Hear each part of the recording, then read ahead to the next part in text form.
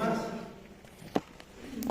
ustedes van a encontrar en cavidad oral, todavía es posible que encuentren amalgamas. Y lo primero que tiene que decir al paciente es que tiene que cambiar, porque las amalgamas son tóxicas. Sí, son tóxicas. Y el paciente no se da cuenta. Se muere y no se da cuenta de que de repente alguna lesión ha sido causada por la toxicidad que emanan las amalgamas. Bueno, otra vez volviendo al tema. Encontramos nosotros una carie amplia,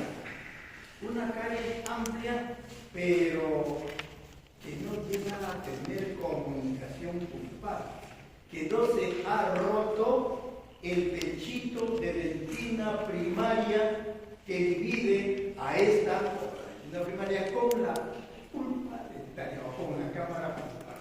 Hay una peliculita muy leve que ustedes tienen que usar un elemento rojo cuando vayan ustedes a presionar sobre una carie profunda. No vayan a utilizar el explorador, ¿no es cierto? El explorador tiene punta. Ustedes agarran y presionan y se fue el explorador y empieza a sangrar el hielo. ¿Qué causaron? Una iatrogenia, ¿no? Y el paciente se da cuenta que ustedes han hecho una iatrogenia o no. No se dan cuenta. De verdad, al contrario, le va a calmar el dolor. Entonces ustedes ven ahí, ustedes ya saben, ya se dieron cuenta que han malogrado la pulpa dentaria, ¿no? Y ustedes ya hacen los locos y dicen, mira, la pulpa que está avanzando está acá. Pobres, no, ningún es amor, ¿no? Esto de pobrecita no. Entonces, ¿qué hacen ustedes ahí? Inmediatamente tratar de colocarle agua oxigenada para que trate de coagular y no siga expulsando sangre. Inmediatamente ponerle hidróxido de calcio. Y encima del hidróxido de calcio van a tener que colocarle eugenato por aproximadamente mínimo 15 días, ¿no? Que trate de formar un puente dentinario. En una persona mayor es difícil que se forme puente dentinario. Es difícil. Generalmente se necrosa. Se necrosa y no queda otra alternativa que realizarle la endodoncia o la exodoncia. Ahora dependemos de la postura del paciente, ¿no? Y de si tiene plata o no. ¿Cuánto es una endodoncia? 150 soles. Más el perro, 150 más son 300 soles que de repente no tiene. Y el paciente me saca me la dice. El paciente dice, pero ustedes lo van a decir, bueno, se la hago gratis, pues. Difícil. Pero ahí sí, hay gente que no se pasa. O se va a una puta médica y diga que le hagan cosas. Ahí se la hacen ahora, se la hacen gratis. Porque el perro es el perro. Bueno, entonces encontramos nosotros que la pulpa reacciona. La pulpa reacciona ante la carie profunda.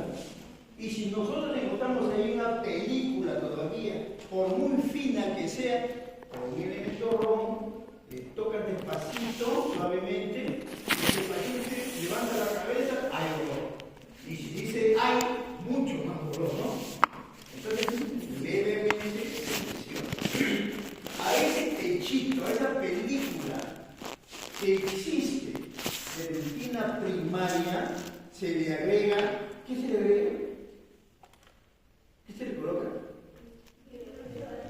Hidróxido de calcio, para que forme, aquí sí, para que forme su puente dentinario o dentina secundaria. Ok, muchachos, ya solucionaron el problema. Al mes que regrese el paciente ya le ponen lo que ustedes quieran. Resina,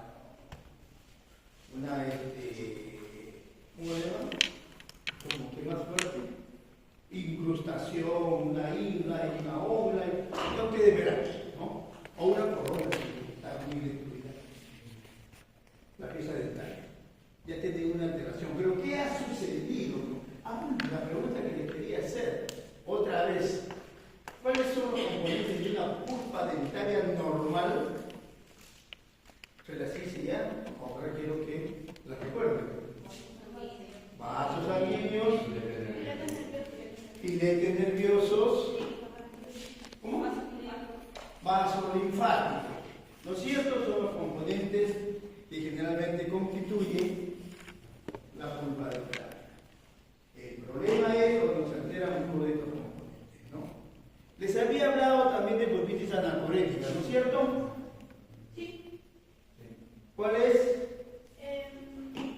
Creo que era la que más parecía a los jóvenes y era cuando, por ejemplo, no había caries, pero se producía cuando, por ejemplo, alguna bacteria o microorganismo entraba por la pulpa, pero era por las mismas sangres que tienen las personas. Por el programa capital, ¿no es cierto? Entonces les repito lo que acaba de decir. Aval. Sí, el apellido, ¿no? ¿Saben qué, chicos? Cuando les digan a ustedes, ¿saben qué? ¿Les puedes avalar para sacar un préstamo? Nunca lo hagan. Porque van a recibir un cabezazo de esos que te sacan sangre de la cabeza. ¿Verdad? Bueno, después el apellido, ¿no? Bueno, entonces encontramos nosotros de que la pulpa dentaria tiene unos componentes normales que pueden ir transformándose poco a poco, ¿no?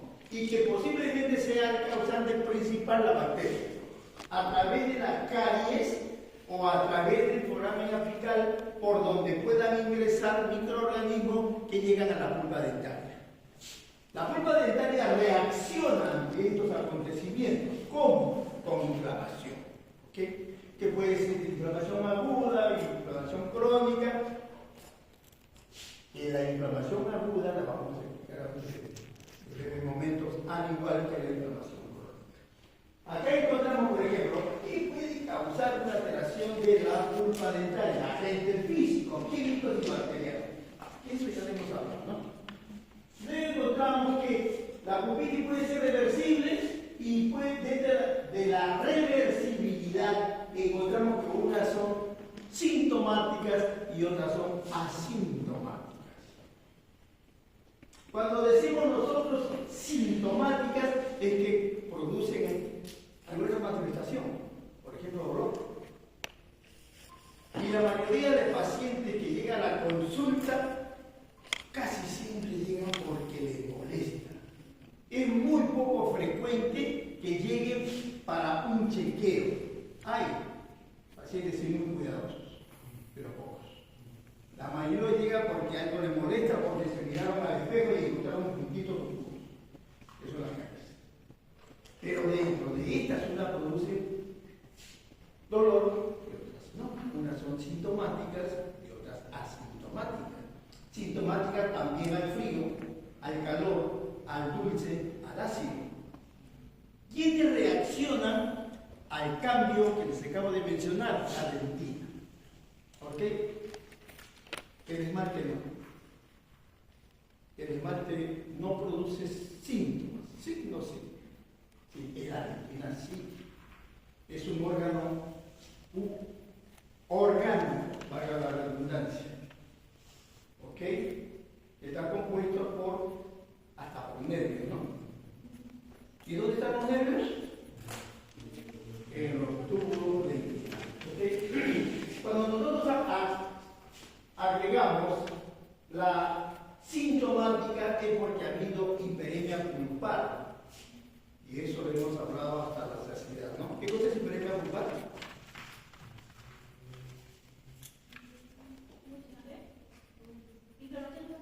¿Perdón? Inflamación de vasos sanguíneos. Inflamación. Pero hay un término más específico. Aumento. Aumento de sangre dentro de los vasos sanguíneos, ¿no? Y cuando nosotros tenemos hiperemia pulpar, cuando generalmente ahí sí podríamos encontrar o sentir síntomas, ¿ok? Por la presión a los filetes nerviosos de los vasos llenos de sangre.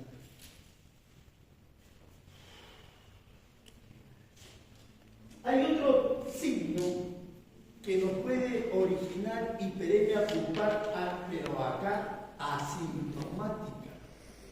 Miren, escuchen, ¿cuándo es que puede existir hiperemia pulpar que no produzca síntomas? ¿Saben cuándo, niños jóvenes? Cuando generalmente ataca niños. Niños, y cuando hablo de niños es porque me refiero a dientes temporales. Y los dientes temporales, pues, se descalcifica rápido y hace tremendas cavidades. Que esas cavidades hacen que la pulpa se inflame y que salga, se expanda por esas cavidades.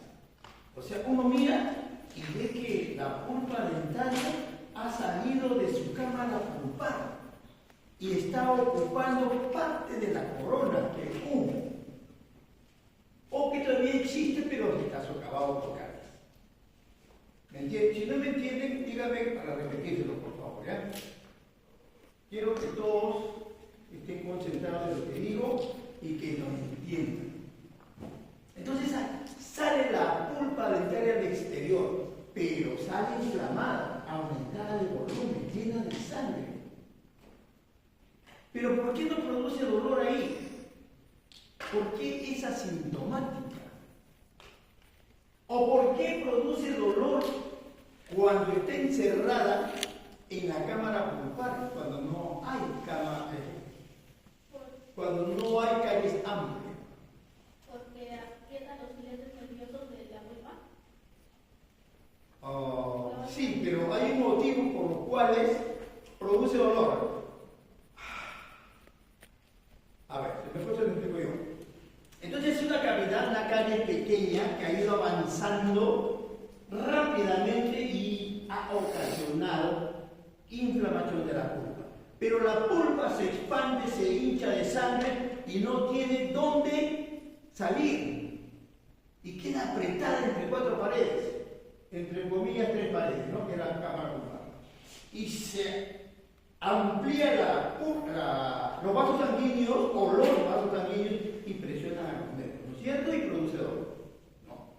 Pero en el otro caso de hiperemia pulpar o pulpitis hiperplásica, hablo de por favor, o pulpitis hiperplásica.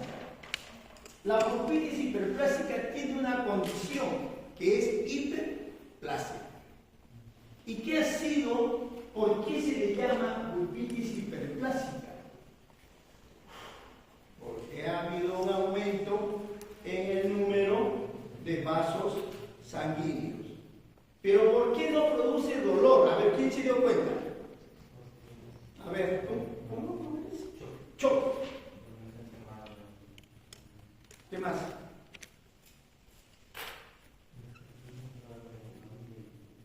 Ya, está bien, no está encerrada porque tiende para salir, ¿verdad? No está presionada. Cuando no tiene presión y sale al exterior, entonces le da oportunidad a los filetes nerviosos de que no sean presionados. O sean presionados muy poco. ¿Se entendió, verdad? Ok, estamos bien entonces. Y ahí no produce dolor. Pero ¿qué sucede?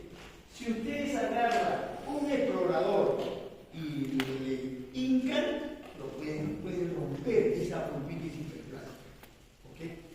Entonces, con un elemento romo, ustedes lo presionan suavemente y el paciente va a sentir un dolor exquisito. ¿Ok? Un dolor que le gusta. Ustedes han tenido una heridita que se la han presionado y qué rico, ¿no? Sí, pues, se siente agradable. Cuando uno se presiona una herida que está en proceso ya de cicatrización. Algo parecido, pero acá es porque no tiene presión a los filetes nerviosos. ¿Ok? Entonces ustedes lo tocan y sienten un pequeño dolor agradable. Nada más. ¿Qué es lo que tienen que hacer ahí para que la pulpa dentaria regresione otra vez a la cámara pulpar o al lugar que le corresponde? Simplemente le pueden colocar un algodoncito embebido en eugenol bien exprimido, lo colocan y encima le ponen eugenal y lo dejan ahí mínimo 15 días. En esos 15 días la pulpa debe haber llegado a su estado normal. ¿Correcto? Correcto. Y luego ya pues lo que venga, ¿no? Le pueden poner una corona o algo por el estilo, una curación. ¿Ok? Pulpitis irreversible. Ya sabemos lo que es pulpitis irreversible. ¿Cuándo empieza la pulpitis irreversible? Cuando se rompen los vasos sanguíneos. No se olviden, chicos, ¿ok? Entonces, el inicio de la necrosis es cuando hay hemorragia interna, o sea, en la cámara pulpar, producto de la ruptura de los vasos sanguíneos. Y empieza la necrosis. La infección de la cámara pulpar, la infección de la pulpa dental. Sintomática serosa. Serosa es cuando a través de los vasos sanguíneos comienzan a salir, eso lo voy a explicar en el otro tema que corresponde al día de hoy, líquidos. Líquidos que salen de los vasos sanguíneos, pero no es sangre. ¿Okay? Ese líquido va a producir,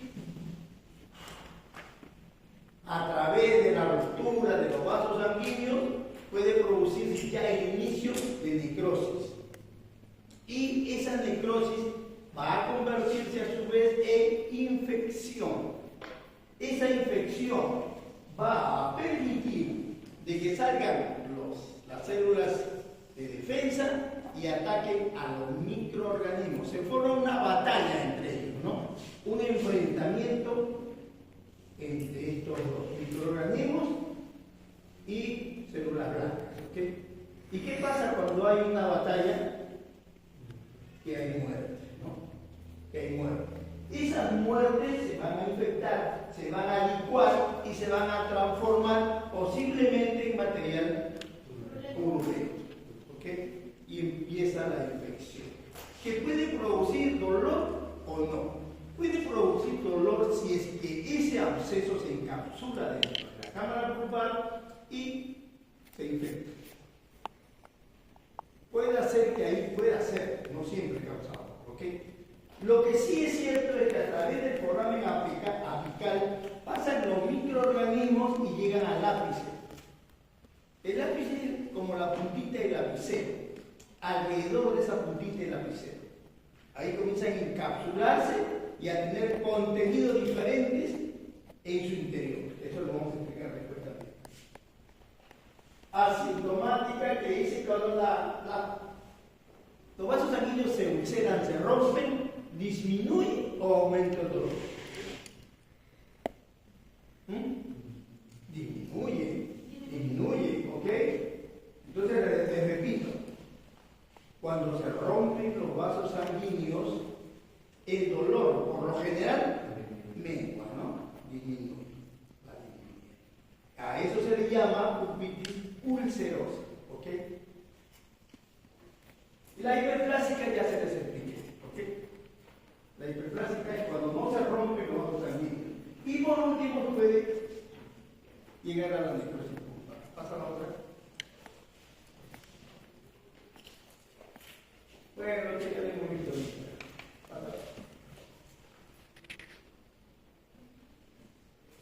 Pasa. Ahí está, miren ustedes esa imagen, ¿no? A ver, ¿qué observan ahí? ¿Cuál es lo más prominente que están ustedes observando o mirando? ¿Perdón? ¿Y cómo están los vasos sanguíneos? Inflamados, ¿no? Están llenos de sangre, ¿ok? Miren ustedes alrededor, que vamos a encontrar esos puntitos oscuros, que son células inflamatorias. Todo proceso inflamado o infectado está contenido de células inflamatorias, no se olviden, ¿okay? De diferentes tipos, dependiendo del tipo de enfermedad. Bueno. Entonces la pulpa dentaria es donde están los vasos sanguíneos, ¿okay? Y más arriba está la dentina secundaria, más está la dentina primaria. ¿Ok? Pasa.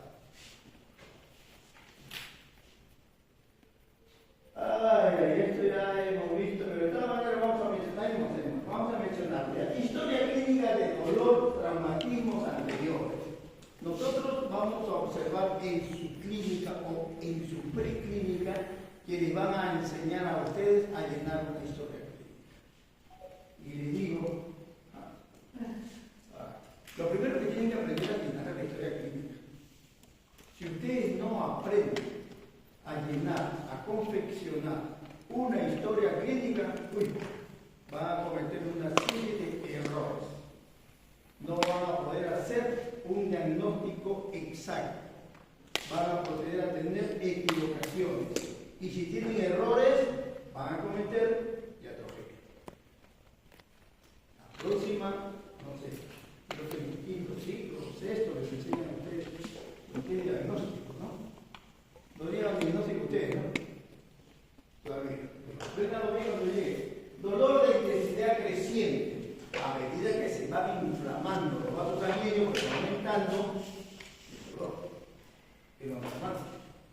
Luego tenemos dolores espontáneos. ¿Cuándo se produce dolor espontáneo, muchachos? Llega un paciente y ustedes agarran y observan que dice que le duele la pieza dental. ¿Y en qué momento te duele más ese diente? ¿Cuándo? ¿Comiendo? Al tomar agua fría. ¿Al tomar qué? Agua fría. Agua fría. No. Estamos hablando de dolor. No. ¿Saben cuándo le va a producir mayor dolor? Cuando se acuestan.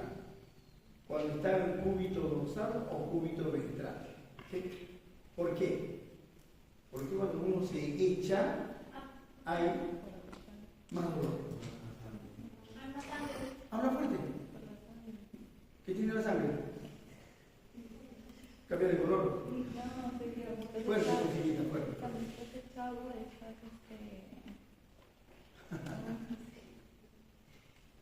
Cuando estás acostado es porque estás echado, ¿cierto? Por eso. A ver, alguien que me lo explique así sucintamente. Porque lleva más sangre al cerebro cuando estás echado. Así es. Entonces, miren, jóvenes, cuando yo estoy parado acá al frente de ustedes y mi sangre es así, baja rápido, sube lento. Baja rápido y sube lento. Lo mismo pasa cuando uno está acostado. La presión sanguínea hace que se te vaya más hacia la cabeza. Por eso, cuando ustedes tengan un problema de que le han puesto una anestesia que no le corresponde al paciente y le choca, puede producir un choque anafiláctico que puede terminar con una muerte del paciente. Y si ustedes le han producido un choque al paciente, ¿qué es lo que tienen que hacer? Oxigenar el cerebro. ¿Y cómo nosotros podemos oxigenar el cerebro? Inclinando la cabeza más que las piernas. ¿Qué? Si el sillón, bajarlo más. Entonces, la sangre va a fluir con mayor afluencia hacia el cerebro y lo va a oxigenar mejor. Podría ser una alternativa sobre eso. ¿Okay? Luego, o si no, también tienen antihistamínico que también rapidito y puede solucionar el problema, ¿no? Dolor espontáneo. Episodios dolorosos cada vez más frecuentes. Se hincha, se baja los vasos sanguíneos, se llenan, se vacían de sangre, disminuye, aumenta y la sangre comienza a fluir de esta manera, ¿no? Dilatación, contracción, y puede producir dolores fuertes, fortísimos, dolor agudo. Dolor que persiste después de eliminar el estímulo, o sea, ustedes han eliminado las calles y sigue produciendo ese dolor. A ver, si se acuerdan, ¿cómo nosotros podríamos disminuir el dolor en un paciente con esta causa? No se llama no se llama ogenal, perdón, se llama eugenol. Sí, pues, entonces, beben una soluquita de menos de medio centímetro de diámetro, lo embeben, no lo sequen, lo embeben, no, que no chorreen y lo ponen en la cabeza.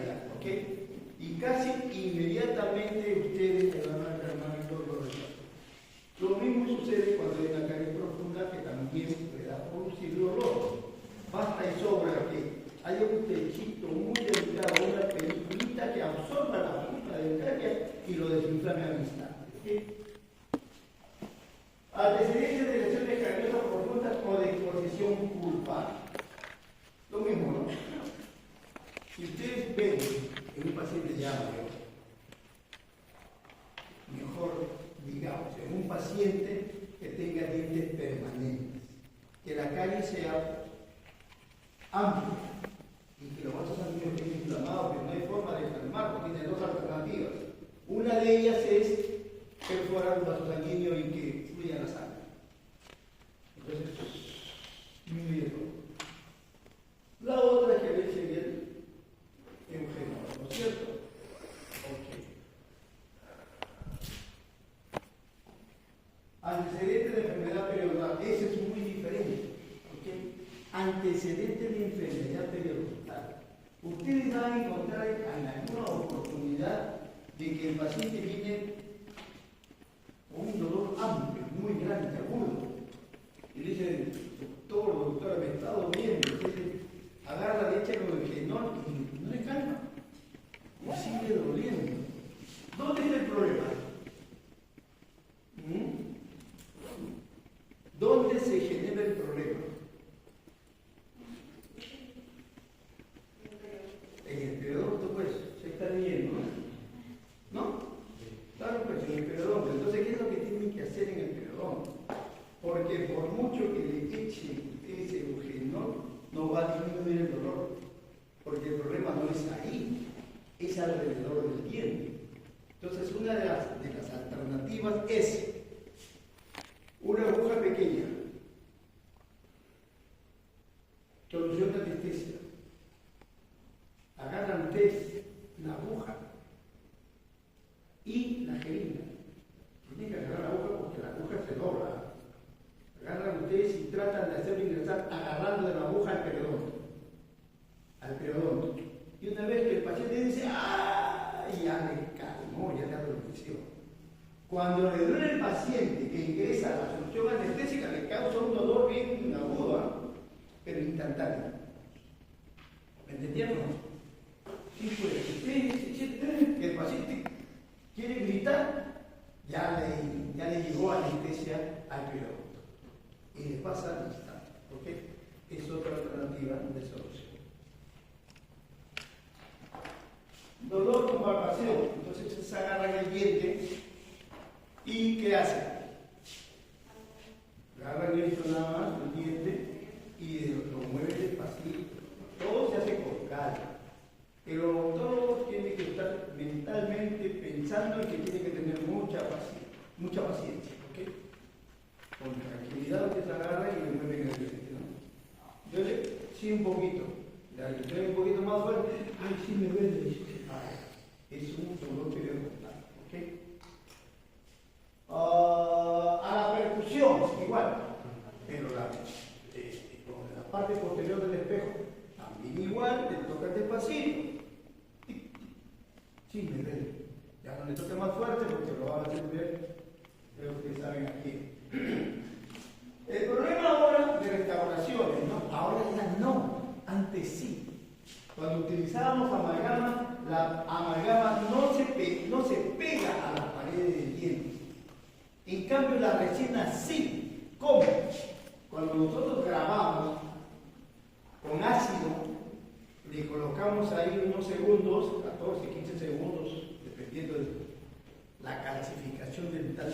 Entonces le dejan ahí el ácido alrededor de... Aquí todo es más, ¿no? Un promedio de 15 segundos crea microporosidades donde se va a agarrar el elemento de enlace y luego la resina. Ahí ya prácticamente no hay filtración. En cambio, cuando utilizábamos amalgamas, no, solamente a presión. A presión metíamos y se acabó. A presión quedaba. Pero en esa presión siempre había microfiltraciones, separaciones entre pieza dentaria y la amalgama. Y por ahí se filtraban o se filtran los microorganismos que van a causar caries otra vez. Y hemos encontrado un montón. Pasamos.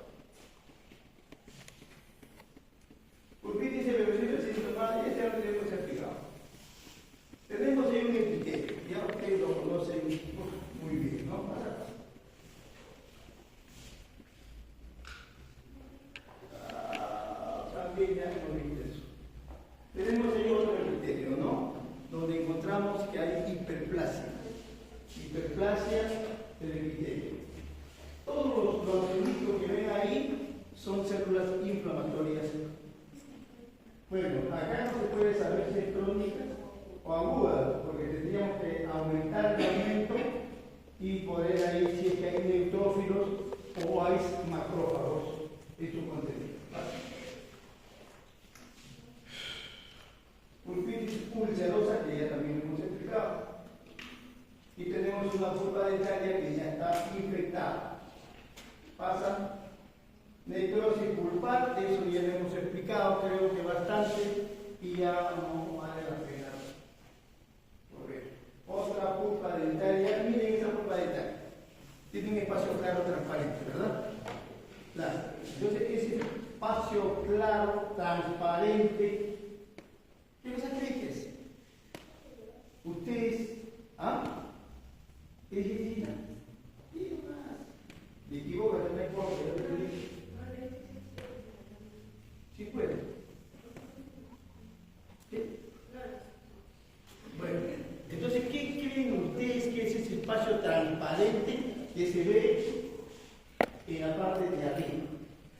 Tiene una manchita ahí media rosadita, ¿no? Que puede ser sangre. No, es una cosa muy simple, yo lo he mencionado ahorita. ¿Qué cosa es? Que se presenta ante la infección, pero que en el preparado, en las láminas, no se ve transparente. Entonces, ¿qué es? ¿Qué creen ustedes que es? Es un líquido. Material, un absceso. ¿Qué? Un absceso. Entonces, un absceso que se presenta en la cámara pulpar. Y el resto que está debajo es colección de células. En este caso ya sí es células crónicas, porque ya no es agudo, porque ya tiene absceso. Y antes de ser crónica, antes de presentar el absceso, ha sido crónica. Hasta abajo. Absceso hepático agudo. A ver. Tenemos hasta 4:45, ¿no? Sí. 4:45. Ya está trabajando. No hay problema. Creo que tiene que sacar sentido. Y si no, se los explico en mi práctica. Si nos falta el tiempo. Cuando tenía yo clases en la mañana a las 7:45, a 9:15 ya me estaba tocando la puerta.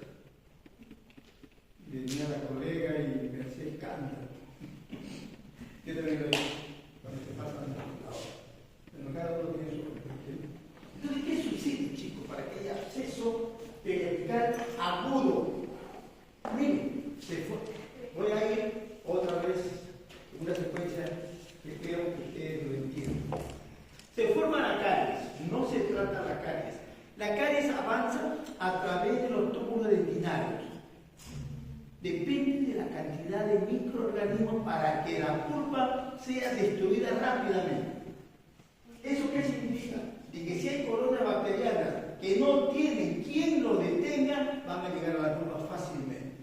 Pero si el número de microorganismos es lento, es poco y lento, entonces se van a avanzar poco a poco y van a estimular a los odontoblastos a que segreguen dentina secundaria, que va a formar una pared de tremenda dureza que no va a permitir que pase hacia la cámara pulpar y llegar a la pulpa dentaria. Pero encontramos que los microorganismos avanzan en cantidades tremendas hacia la cámara pulpar, llegan a la pulpa, comienzan a destruirla, se inflama la pulpa, se degenera la pulpa y se infecta esta.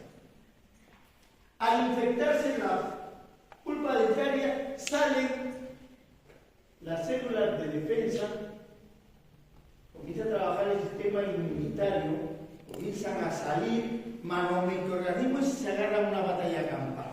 ¿Qué se forma después de la batalla campal? Material purulento. ¿Ok, muchachos? Entonces me siguen la secuencia. ¿ok? Se infecta la cámara pulpar. Se infecta la cámara pulpar y por una puerta, por las calles, comienzan a invadir de microorganismos. Los microorganismos no caminan, sino que son empujados. Es como que ustedes, yo los empujo así y se van cayendo por allá, ¿no? Un ejemplo. Entonces los empujo y van cayendo y van aumentando el número y siguen cayendo, pero salen por la otra puerta. ¿Cuál es la otra puerta? El foramen apical. Entonces llegan al foramen apical por presión y estimulan el periodonto. Estimulan y los restos epiteliales de Malacés que están normalmente pegados en el periodonto comienzan a salir, comienzan a desplazarse hacia el foramen apical, hacia el ápice, y tratan de encapsularlo. Y ahí se salen unos elementos que se denominan restos epiteliales de Malacés. Esos restos epiteliales de Malacés, estimulados, comienzan a tratar de circunscribir el foramen apical. Y generalmente, en algunas oportunidades, colección purulenta. Y a eso nosotros le llamamos absceso periapical, que puede ser agudo o que puede ser crónico. Si es agudo, podría infectarse, causar malestar general, fiebre, dolor, etc., ¿no? Pero si es crónico, muchas veces no tiene cápsula, está diseminado y avanza hacia los planos más profundos, hacia los neuróticos, produciendo otro tipo de enfermedad que se llama osteomielitis.